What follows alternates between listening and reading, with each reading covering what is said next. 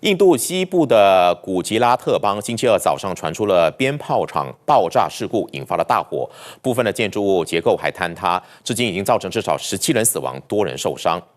当局官员表示，猛烈的爆炸导致工厂屋顶坍塌，多名员工受困。搜救工作目前还在持续当中，暂时找到了13具的遗体，不排除死伤人数还会进一步的攀升。具体的事发原因也有待彻查。